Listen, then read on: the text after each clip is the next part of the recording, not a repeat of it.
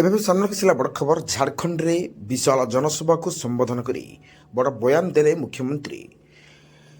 ଆଗକୁ ପଡ଼ୋଶୀ ରାଜ୍ୟ ଝାଡ଼ଖଣ୍ଡ ବିଧାନସଭା ନିର୍ବାଚନ। ଏହି ପରିପ୍ରେକ୍ଷୀରେ ଭାଜପାର ନିର୍ବାଚନ ପ୍ରଚାର ପାଇଁ ମୁଖ୍ୟମନ୍ତ୍ରୀ ମୋହନ ଚରଣ ମାଝୀ ସୋମବାରଠାରୁ ଦୁଇଦିନିଆ ଝାଡ଼ଖଣ୍ଡ ଗସ୍ତରେ ଯାଇଛନ୍ତି।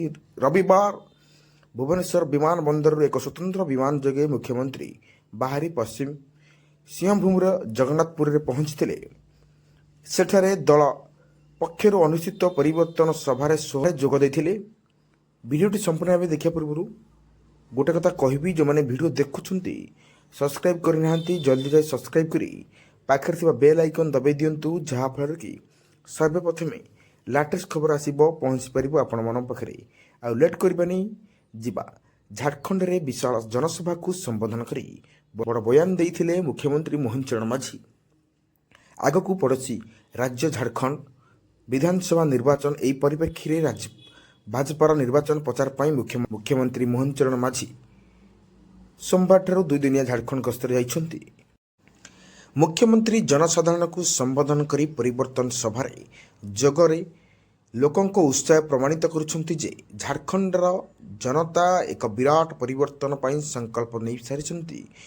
ପ୍ରଧାନମନ୍ତ୍ରୀ ନରେନ୍ଦ୍ର ମୋଦିଙ୍କ ନେତୃତ୍ୱରେ ଦେଶରେ ଆଜି ଆତ୍ମନିର୍ଭର ଓ ବିକଶିତ ହେବାର ଲାଗିଛି। ଝାଡ଼ଖଣ୍ଡ ମଧ୍ୟ ଆଗାମୀ ଦିନରେ ଏହି ବିକାଶ ଧାରାରେ ସାମିଲ ହେବ ବୋଲି ମୁଖ୍ୟମନ୍ତ୍ରୀ କହିଛନ୍ତି।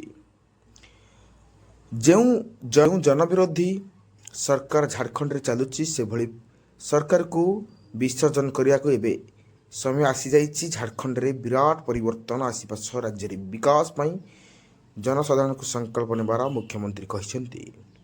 ସୂଚନାଯୋଗ୍ୟ, 1 ତାରିଖ ମୁଖ୍ୟମନ୍ତ୍ରୀ ଚାଇବାସାରେ ଜନସଭାରେ ସମ୍ବୋଧନ କରିବେ।